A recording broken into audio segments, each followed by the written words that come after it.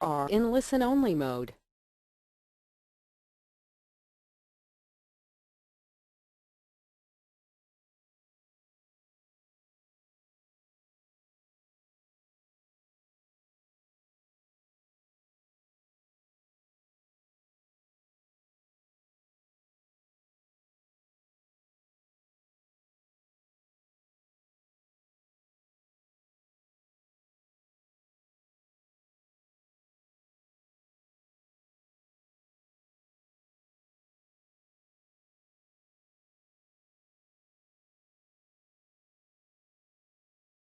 Namaste everyone.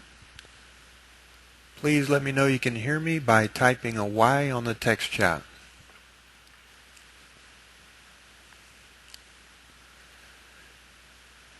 Excellent. So it looks like we have some audio. And I wanted to welcome you to this webinar, which is entitled, What is My Soul's Purpose and What Type of Indigo Am I?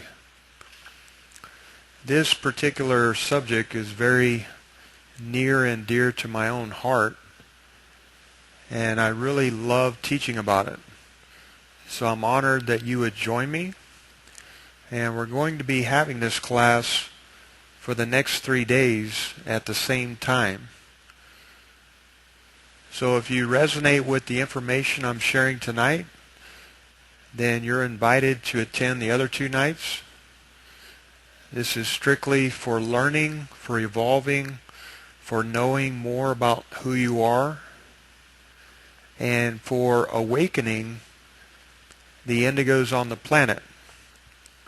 So if you attend tonight and you really enjoy this, please share this with at least 10 other people, especially people who you know are indigos. And you'll learn what this means later on in this webinar. So let's get started. Before we begin, just type on the text chat, if you haven't already, any specific intention you have for tonight's session. I know a lot of you want to know who you are at soul level, whether or not you are an indigo and what that means, and how to get started on working in line with your soul's mission. And I think that by the information I'm going to be sharing tonight, as well as my own story, you'll be able to understand this further. So tonight, we're going to take it from the very basic level, and you're going to learn all about indigos. So you'll learn how indigos are different than for most people. You'll learn how to connect to your higher self and find out if you are an indigo or if your children are.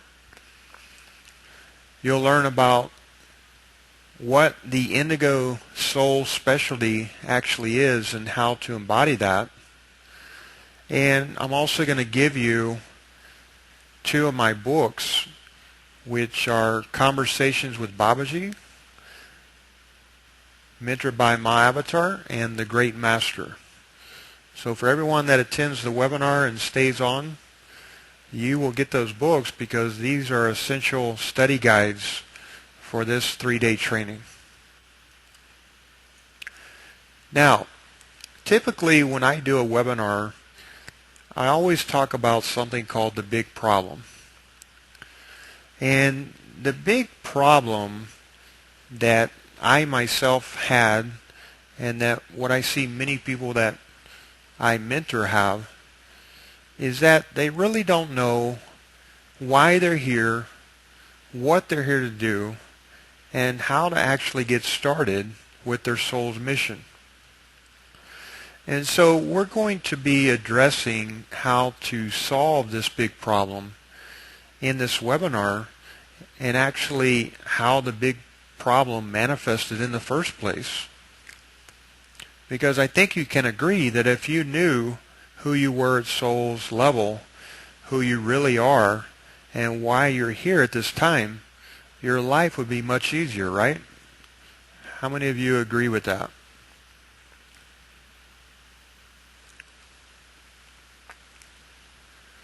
Alright, so lots of Y's flowing down the screen. And what you're going to actually learn tonight is the physics of Source, and not the complicated physics that you learned in high school or college that didn't make sense, but something that actually makes sense.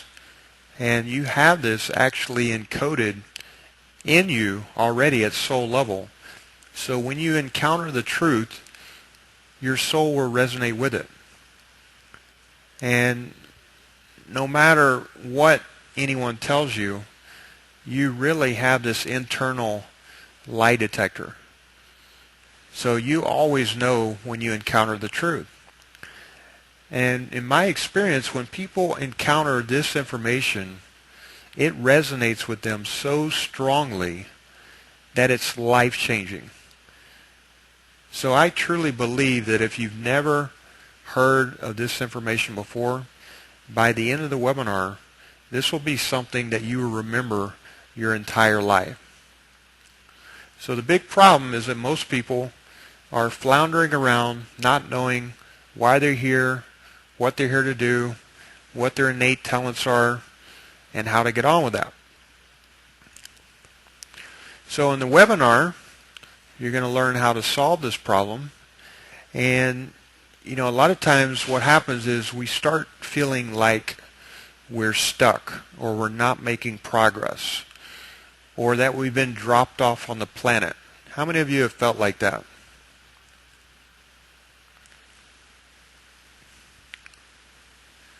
I felt like that when I was growing up. I was looking around at my family and just thinking, what the hell is going on here? This makes absolutely no sense whatsoever.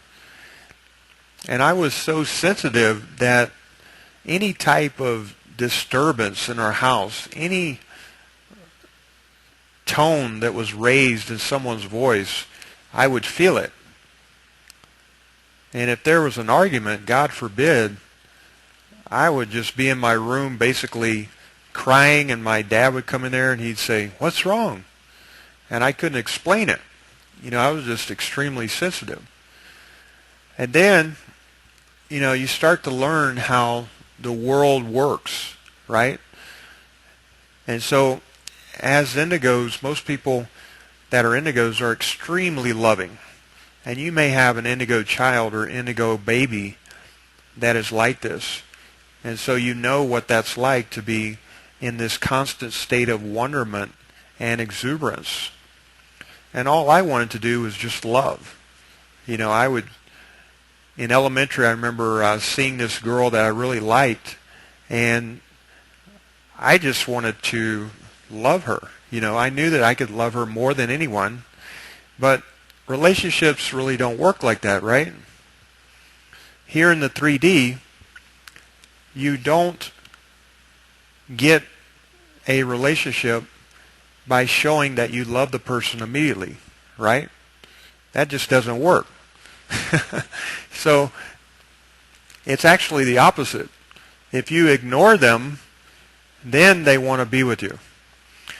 But as indigos, it's just your nature to love and to love all things and beings. And when you see that most people are not like that, sometimes you try to fit in. So you may try to fit in with the cool crowd in school. You might try to do some things that really don't feel right, like drinking or drugs, to try to alter your state so you can actually feel like you belong. And typically what happens with indigos is they go one of two directions with the same goal for each one. The ultimate goal is to be in an altered state. So to experience inner peace, calmness, relaxation, connection with Source or God. That's the ultimate goal. But people can go two different ways. You can either do this through meditation, or You can do it through alcohol or drugs. And so a lot of indigos end up trying to numb themselves because they just can't stand the frequency of other people. And a lot of you are saying that you've done both. But just realize the ultimate goal is the same. You could get there in a resourceful way or a non-resourceful way. So I'm glad that I went the resourceful way. You know, I had a brother who went the non-resourceful way.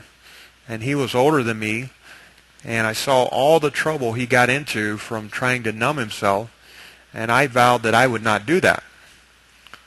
And so I was the angel of the family. And, you know, never wanted to do anything wrong until I started rebelling against the whole system, that it felt like I was being controlled. How many of you feel like that right now, that you feel like, you know, something is trying to control you and you're just rebelling against that? Yeah, absolutely. So most likely, if you're an indigo, you felt stuck in your life, or you felt like you don't belong here, you don't resonate with your family members, you know, you have nothing in common with your siblings, and that's just the way it is. So hopefully by the end of this webinar, you'll realize that you're not like everyone else, and there's a reason for that. You're a completely different being at the DNA level. So how many of you have not attended one of my webinars before? If you haven't attended one of my webinars, just type something on the text chat, and I'll just go through this briefly so you know who I am and why you should actually listen to me. Basically, this is my family. We live in Cancun, Mexico, and the reason I know so much about indigos is because I am one, and every single one of my family members are one. Plus, you know, I've been studying this for over 15 years, and, you know, since I was 33 years old, I started having an awakening where I found out about the real secrets of the DNA template. And since that time, I've been obsessed with not only activating myself and self-growth and contribution, but activating as many people as possible. And so when you learn about the purpose and the mission of Indigos, you'll be able to start doing this yourself if you choose. So the way I discovered all this is I was a completely left brain type person. I was doing computer consulting. I was like a propeller head. You know, I could break down computer code to the ones and the zeros. I could program, you know, Unix computers, FDDI, fiber optic networks, all that stuff.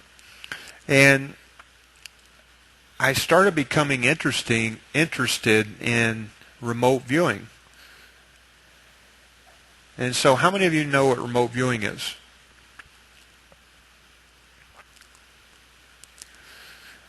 Okay, for those of you who don't know, basically remote viewing is the process of getting into an altered state of mind, like a theta brainwave state, and then being able to project your consciousness to a distant location or person, and then retrieving information back to your conscious mind. And that's what remote viewing is. And in actuality, if you study this, in the 80s, the U.S. government had the Stargate remote viewing program, where they used psychic spies to remote view specific things that their intelligence people could not get information about, like where hostages were being held or where the Russians were hiding their nuclear weapons. And so there's many books on this now, but I found that fascinating because I always liked studying about the powers of the mind. So I started practicing it, And over 4 years, I practiced this every single day. I would do a remote viewing session and go into that deep state and actually entrain my mind to be able to go into theta and delta with my eyes open. So just a little background on the brainwave states. Beta is when your brainwaves are oscillating between around 14 and 30 cycles per second. So right now, if you are just talking in a conversation, your brainwaves are mostly in beta. If you were to go to a movie, like I have a date night with my wife tonight, we may go to a movie. As soon as you get into that dark theater, what happens is you start getting relaxed and your brainwaves slow down and you go into what is called an alpha state. So the alpha state is more of a daydreaming state where your brainwaves are oscillating between 7 and 14 cycles per second. If you relax even further, like let's say tonight when you're laying in bed, you close your eyes and you just see darkness at first, but then right before you're about to go to sleep, you start seeing images. That's called the theta state. That's when your brainwaves are oscillating between 4 and 7 cycles per second. So this is the ideal state for remote viewing and for healing. Because when you get into this state, it's like the deeper you go, the closer you're getting to being at one with Source, or the closer you're getting to the universal mind. And in the universal mind, past, present, and future all exist. Because in reality, at that level, there is no time. Our brains create time. Time is an illusion. So the deeper you go, the closer you are to embodying the one, and thus whatever thoughts you emotionally energize at that point, they will manifest very quickly. Does that make sense, everyone?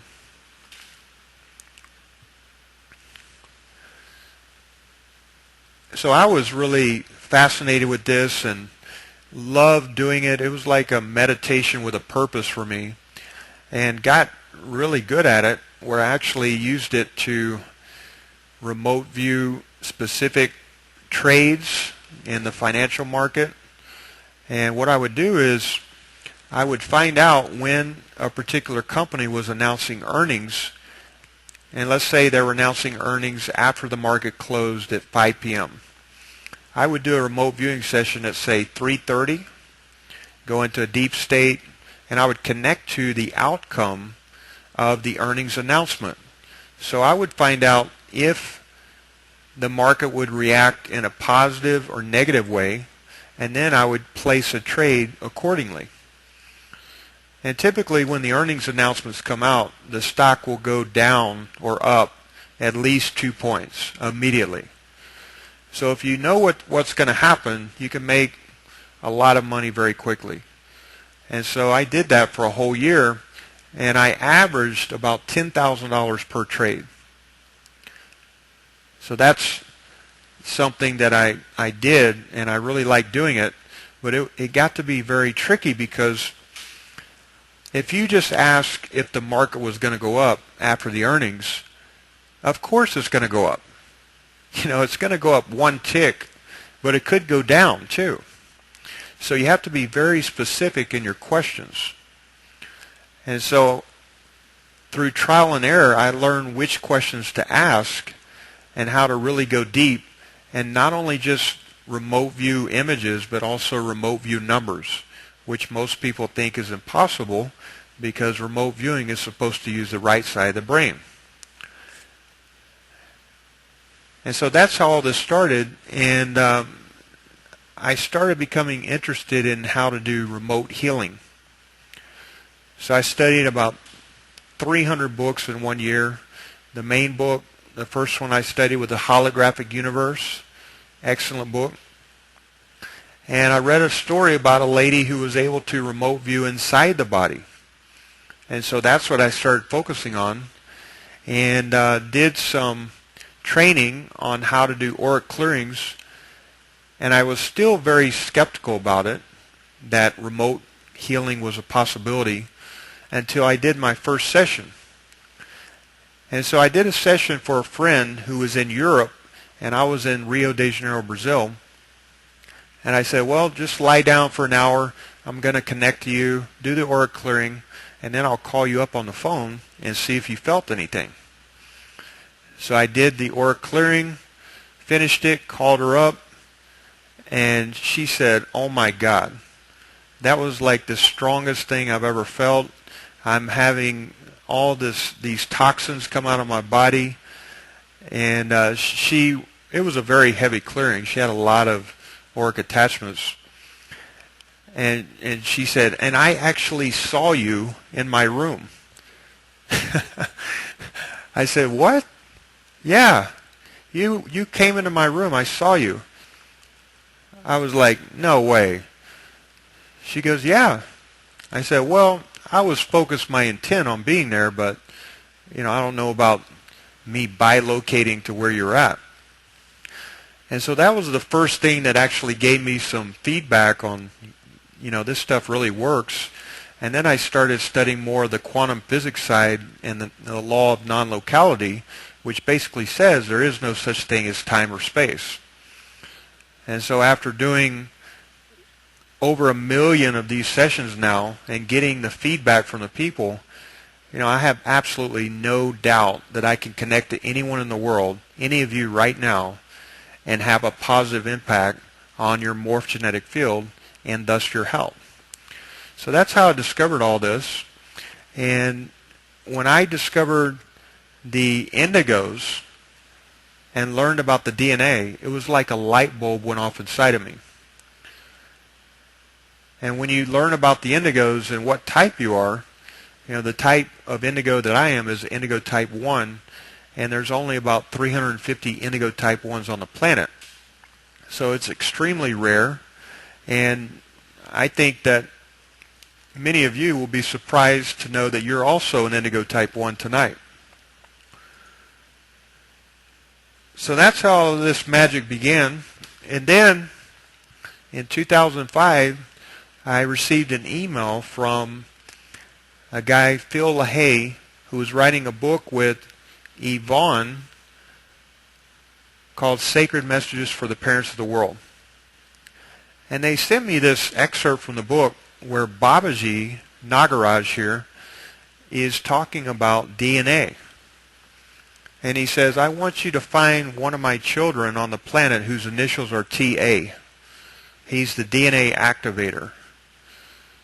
And I want you to find him, and you are going to do work with him.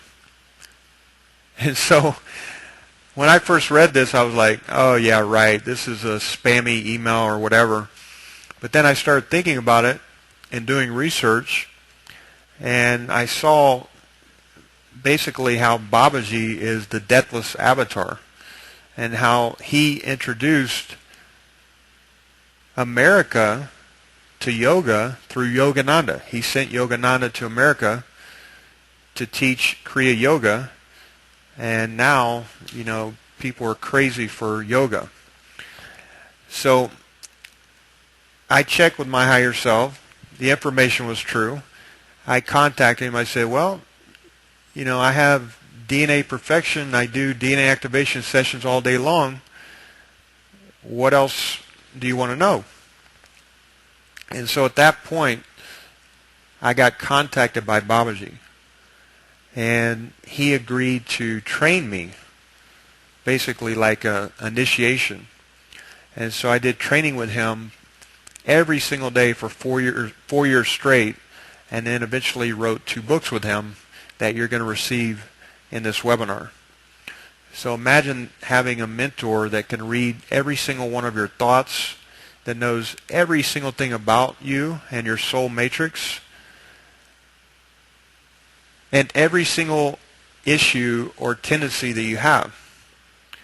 It was quite interesting. So since that time, I've been focused on giving these webinars, and instead of doing just one-on-one healing sessions with people, Now I realize I can do 1,000, 2,000 auric clearings at the same time, 1,000 or 2,000 DNA activations. And you'll get to experience that tonight, and you will actually feel the energy no matter where you are in the world. So just to get a quick heads up, where are you in the world right now? So we have Sydney, India, New Jersey, London, Malaysia, Florida, California, Kuwait, Kentucky, Switzerland, Finland, Nebraska, Florida, Sedona, Kansas, West Australia, Brazil, Moscow, wow, Jamaica. I am so honored that you're all here tonight. Slovenia. And really, what you're going to learn tonight is the ultimate goal, which is to activate the 144,000 Indigos so that we can finally ascend this planet.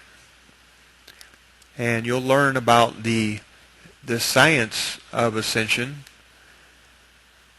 why you are here at this specific time, what DNA template you have, and what your soul specialty is. Imagine if you knew all of your incarnations, like Babaji told me. And when you know this information, it's not like that's going to help you, but it gives you some incarnational memory open, so you see that life is not just about this 3D. You are infinite awareness. You're focusing that infinite awareness through a very small lens, which you see here in the 3D, right? And in this 3D, we are only able to see about 0.005 of reality, because we can only perceive the visible light spectrum if you only have those 3 strands of DNA active, which correspond to your physical, emotional, and mental bodies. So when people talk about ascension, they talk about basically taking off and going to a different dimension. Well, it's not like that. Ascension is happening in every moment. In every moment, you're accreting more light into your field. You are raising your frequency by your choices. So in every single moment, you are in ascension. But when you learn about the big picture and how the planet is also in an ascension cycle right now, then you understand why it's so important for you to activate your parts. Because the Indigos are the frequency holders of the planet. If the Indigos are not fully active, then we're not going to reach critical mass where we can ascend the planet in this ascension cycle. So here's some of the live workshops we've done at Chichen Itza, and many of you were probably there. This is my lovely wife, Yvonne, and we work together. She creates many different programs for self-actualization, ascension.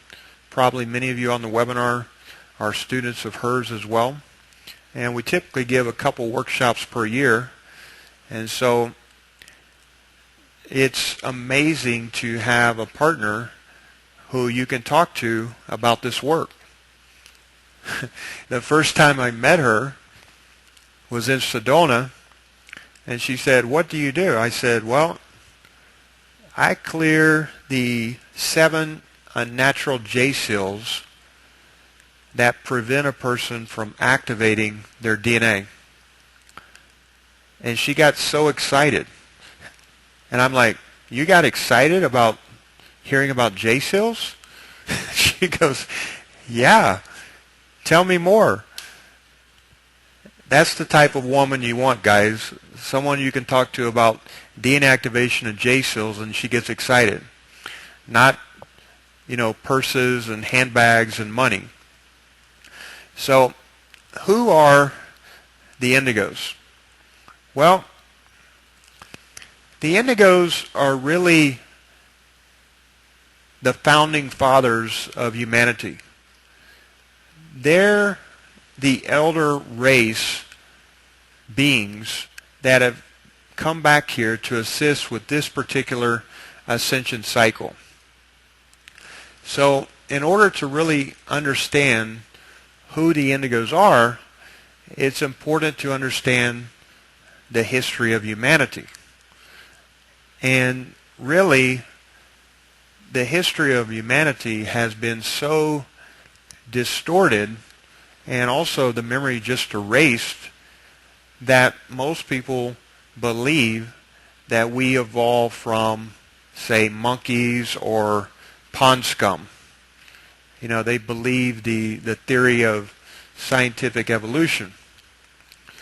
But when you know what actually happened, you can see things from a different perspective. So how many of you here think that we evolved from pond scum? Anyone?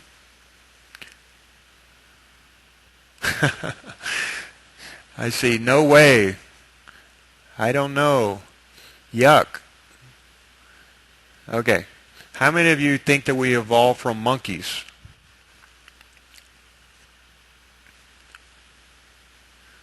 And some people are saying yes. All right. Well, you're going to learn tonight that this is not the case. So here is the actual short version of the history. And we're going to go deeper into this as we go through this webinar series. But basically, the contemporary human lineage began 560 million years ago and was called the Turanusiums. Now, just like we have Earth here in dimensions 1, 2, and 3, there's a higher self version of Earth that's less dense. It's called Terra. And Terra exists in harmonic universe 2, which is dimensions 4, 5, and 6. And so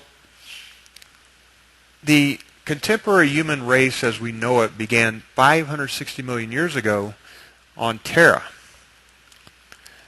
The whole human race was created to allow a new evolutionary option for ancient races who had experienced excessive genetic digression to come back into the original DNA design so that they could regain their genetic codes and actually ascend.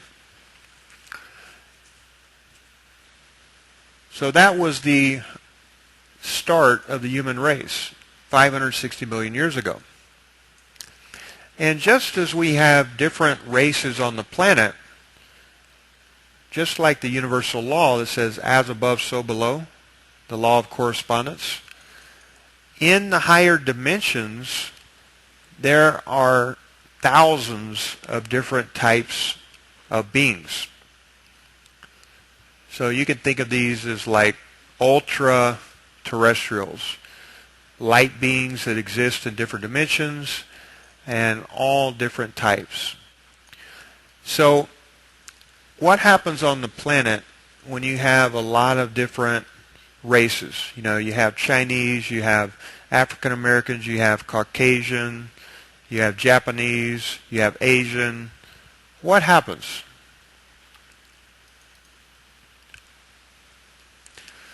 Well, they start interbreeding, right?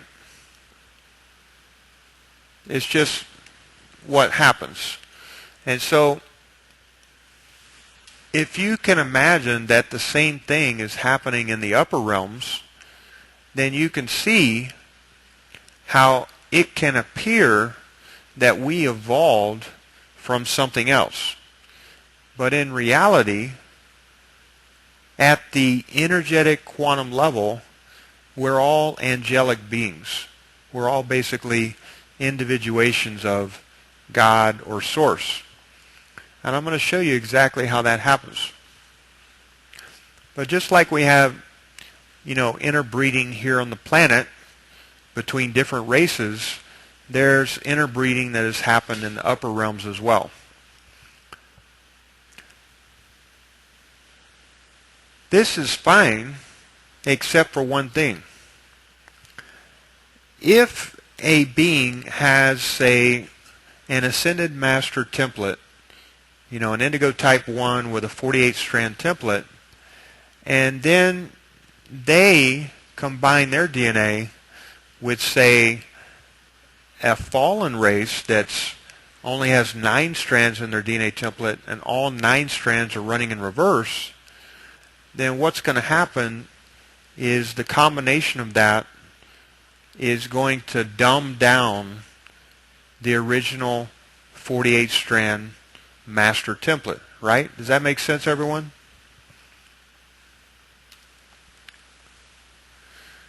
So that's basically one of the things that happen. One of the theories about humans is that they all evolved from one mother in Africa. How many of you have heard that theory?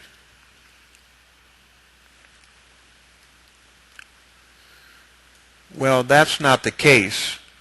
We existed long before that. 560 million years ago, we existed as angelic humans with 12 strands of DNA, could embody 12 dimensions of consciousness, which means an immortal body. And so, if any of you have read Zecharia Sitchin's books, he talks about the Anunnakis, and that the Anunnakis actually created us. Well, what actually happened is we existed before that as angelic immortal beings, but when the Anunnakis came to this planet, they combined their DNA with some of our DNA, which essentially created a slave race. So it dumbed down the DNA template of the people that they work with, and they used those people for slaves to mine gold for their particular planet. And this may sound like a sci-fi movie, but trust me, if you do the research, even if you're like me, a very scientific person from Texas who doesn't really believe anything, it's going to all basically prove to be true. And you can always check with your higher self. So this is what has happened. The DNA has been distorted. So you can imagine that you are a house with 12 rooms. And those 12 rooms equal your DNA template, 12 strands of DNA. So let me just show you an image here.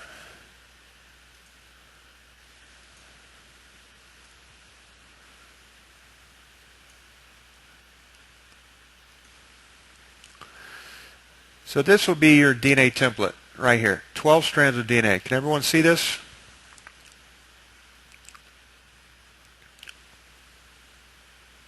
No? All right, so let me see here.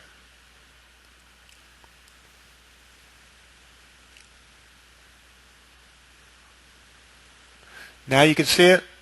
All right.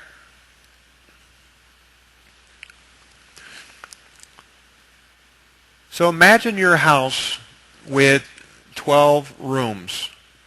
What's happened is that in each room you have a dimmer switch. So the dimmer switch goes from level 1 to 12. Normally you could turn on that dimmer switch all the way to 12. which represents the 12 chemicals in the DNA. We're supposed to have 12 chemicals in the DNA. So before this distortion, we had 12 chemicals, 144 chromosomes, and all of those were able to manifest physically. Now what we have is every single species on the planet appears to be base 4. So we only have the 4 chemicals. So you can imagine in your house that in each room you can only turn up the dimmer switch to 4. So your room is very dim, and plus only 3 of your rooms you can even turn on. So that represents the 3 strands of DNA that are currently active on the planet. If you can only turn on 3 of your rooms and only up to level 4, you're going to have a very dim planet. And that's what's happened. Plus, after a certain amount of years, your house just falls down. You know, it's like all the electrical wiring just shorts out because of all the distortions and the energy running in reverse. Now, the normal DNA template, you would be able to turn on all the rooms of your house up to level 12, and then eventually your house would be able to turn into light.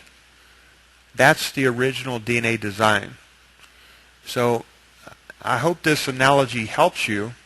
And, you know, the thing to realize is that if evolution were a mathematical, provable theory, then it would make sense that the most evolved species on the planet would have the most genetic material, right? But that's not the case. You know, dogs have more chromosomes than we do. A lobster has 77 chromosomes. We have 46. So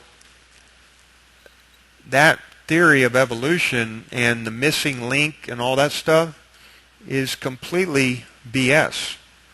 We did not evolve from pond scum, nor did we evolve from monkeys. We are angelic humans here to reactivate the grids of the earth and to activate everyone else's DNA so we can regain those ascension codes. This makes sense, everyone?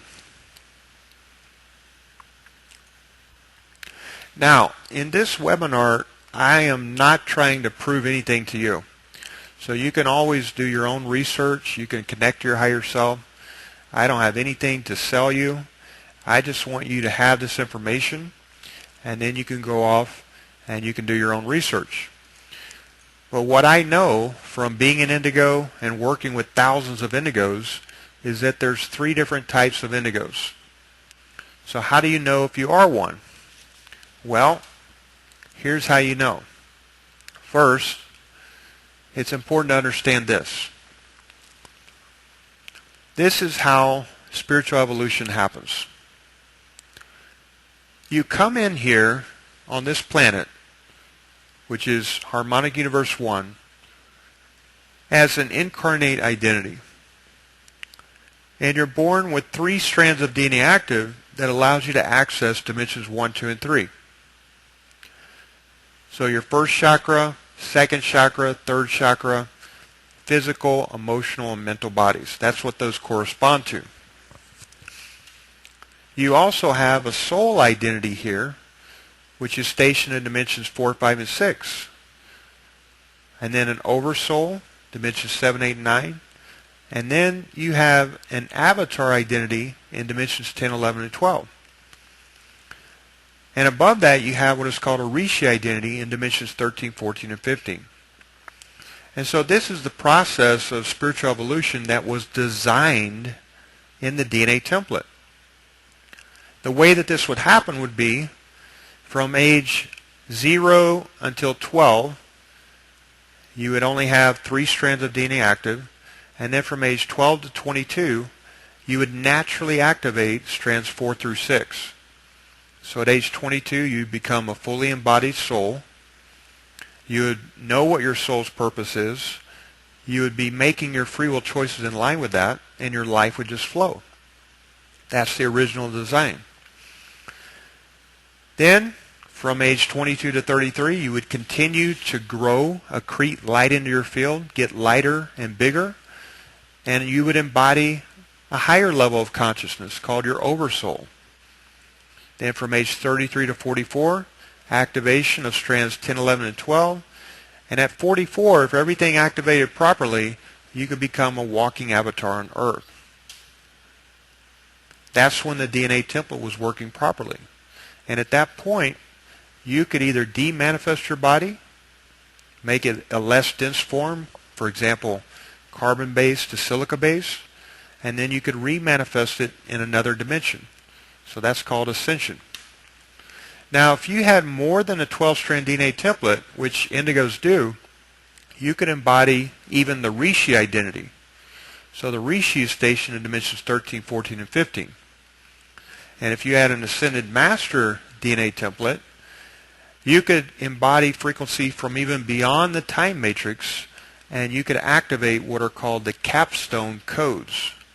And the capstone codes allow you to be a fully embodied Messiah. That's another name for an Ascended Master, Messiah, not Messiah. Messiah is a distorted term, which is Savior, and then be the martyr, right? But Messiah is the legitimate term for an Ascended Master who's activated all their codes, ascended all the way up the time matrix, and then come back. So are there any questions on this?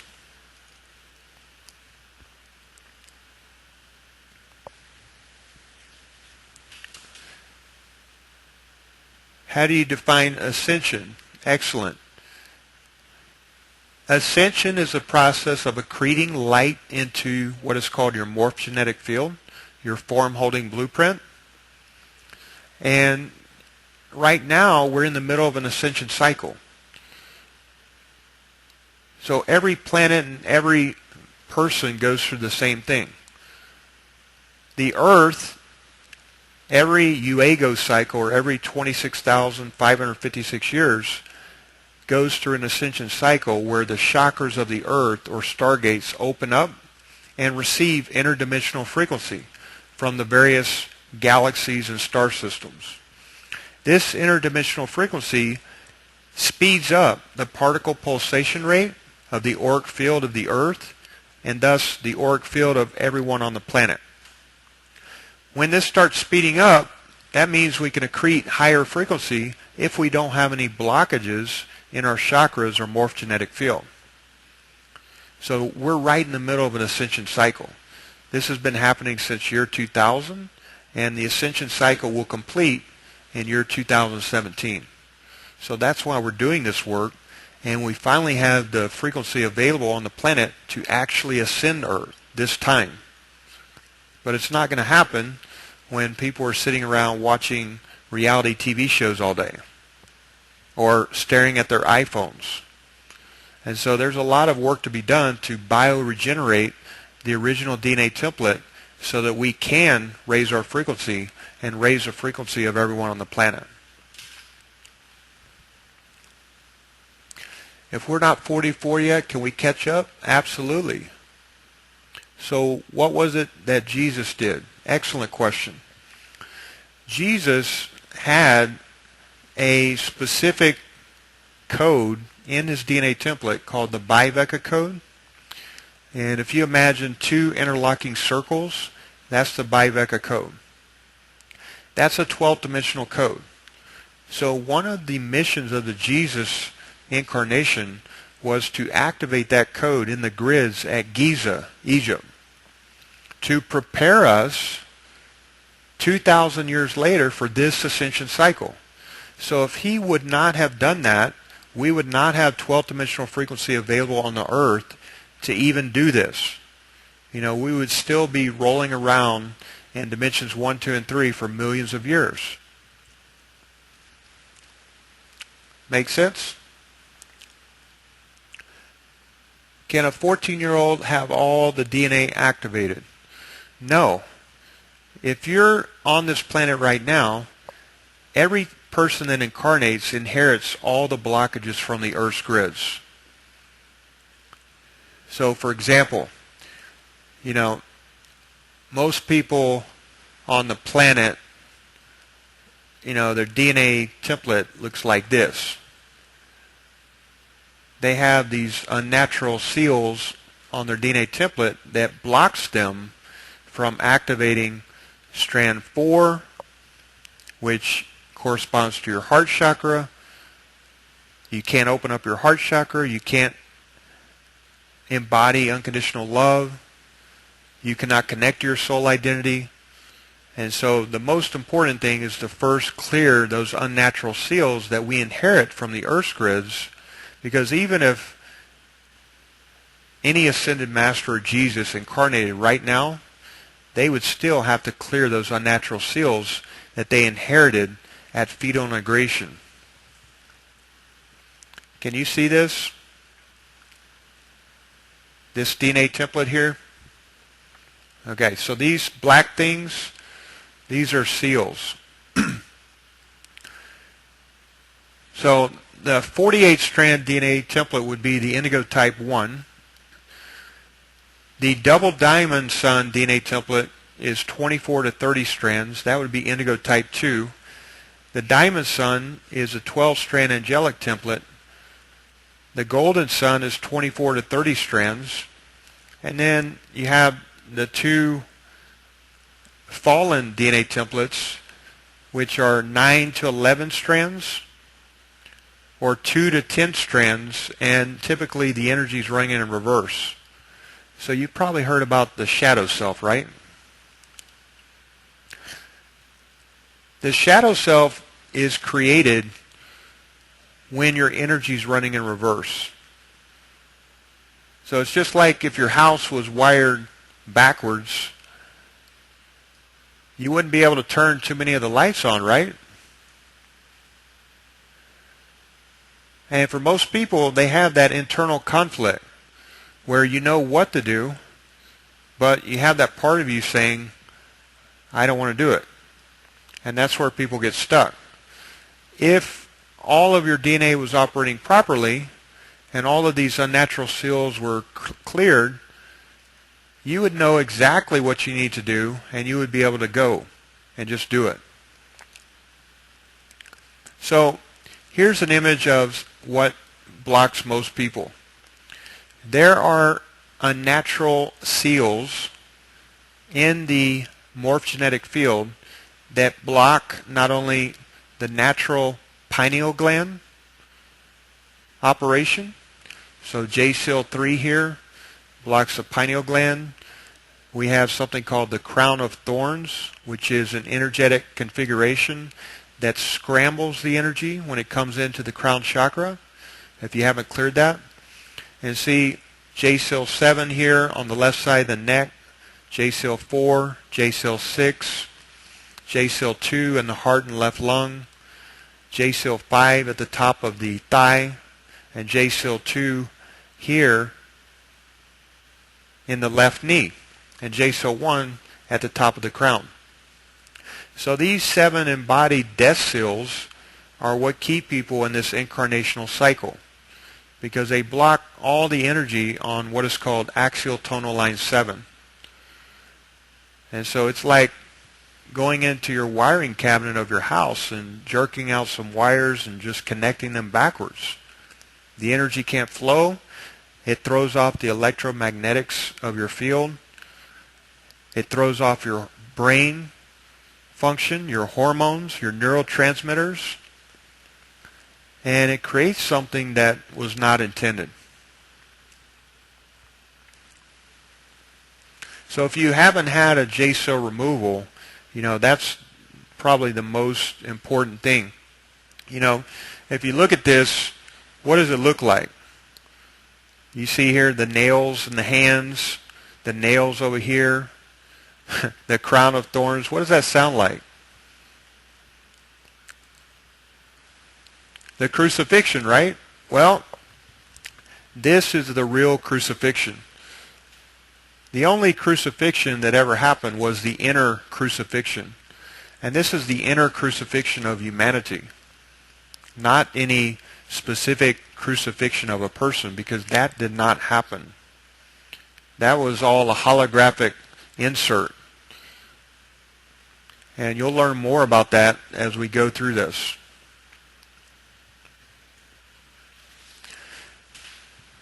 Are there any questions so far? We're going to go really deep into this in the next 3 days. And I know this is a lot of information and a little bit shocking to some of you who've never heard this before. So let's catch up with the integration and the questions. And let's see if I can help you with the answers.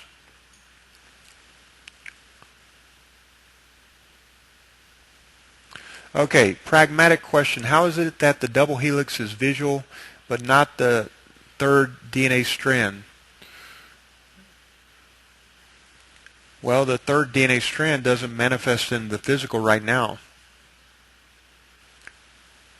What science is looking at under the microscope are only partial chromosomes.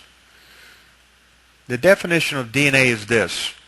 DNA are the observable portions and chemical translations of scalar wave programs that exist in the morphogenetic field. We can only see the visible light spectrum with our eyes and with the scientific equipment that we have on the planet. But gifted intuitives can see beyond that. The more DNA you have active, the higher you can place your specific level of awareness. So if your DNA activation level is 4th strand, you can see 4D. You can see the astral level. If your DNA strand activation level is 6, then you can embody your soul identity.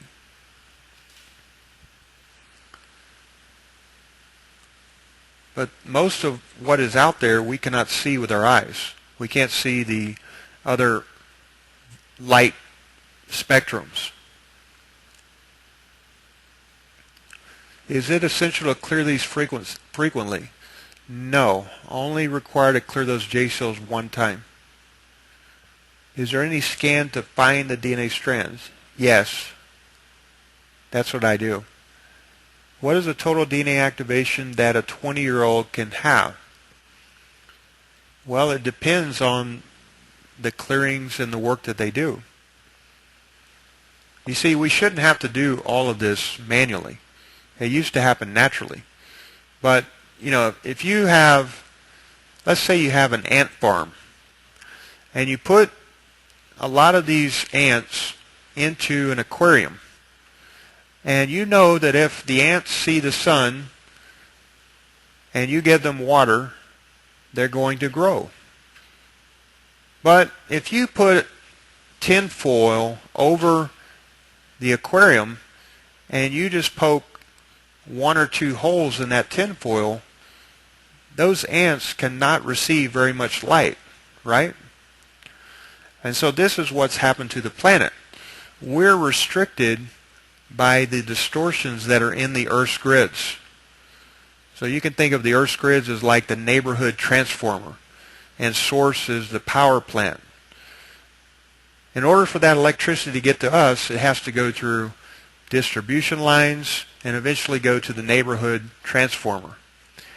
Well, the blockage right now is in the neighborhood transformer, Earth. So we're not able to receive all the frequencies. And that's why every single species on the planet appears to be base 4. Only 4 chemicals in the DNA. That's where the blockage is. So when we activate our DNA and we reach critical mass on the planet, that critical mass frequency will reset the grids of the planet back to the original divine blueprint or 12-strand DNA pattern, which is 12 dimensions of consciousness.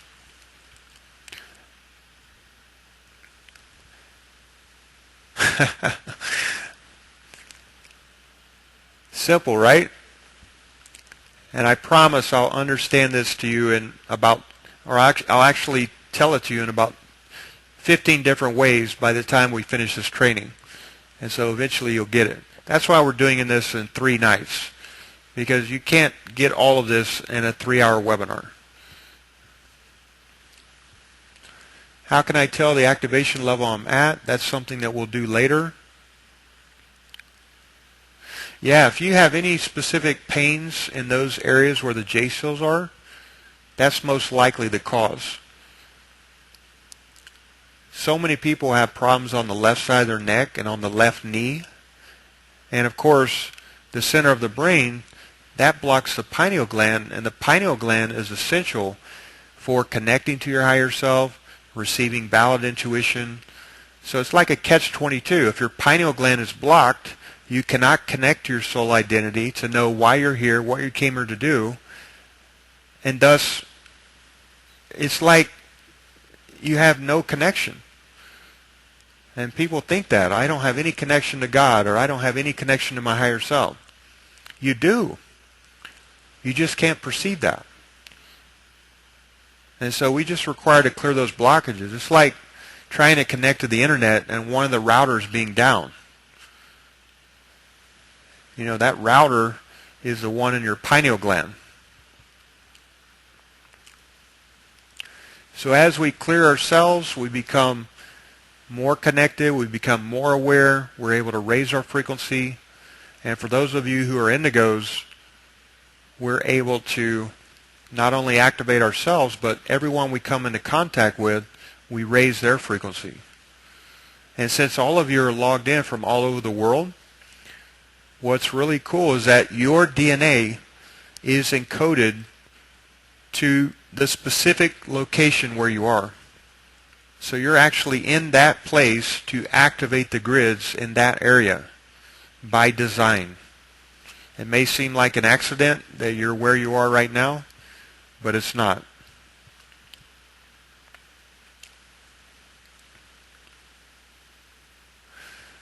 All right, how to know my indigo type? We're going to go into that.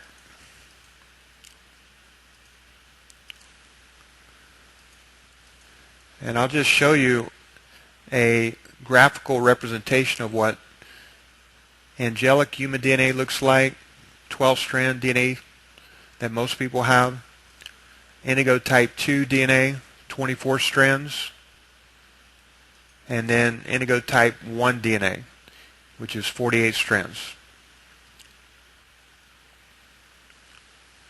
And so indigos are here as the frequency holders of the planet to rapidly raise the frequency of the planet during this ascension cycle. But unless we activate the indigos and have them reawaken this information, you can get stuck walking the karma of your parents, walking the planet's karma, and you can go a whole lifetime without even doing one thing in line with your soul's purpose.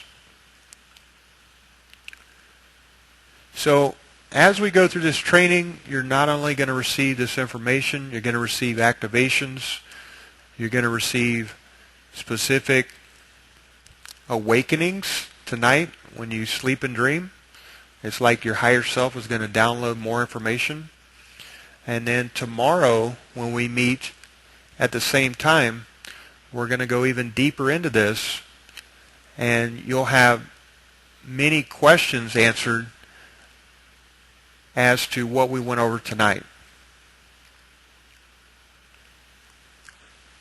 Sound good, everyone?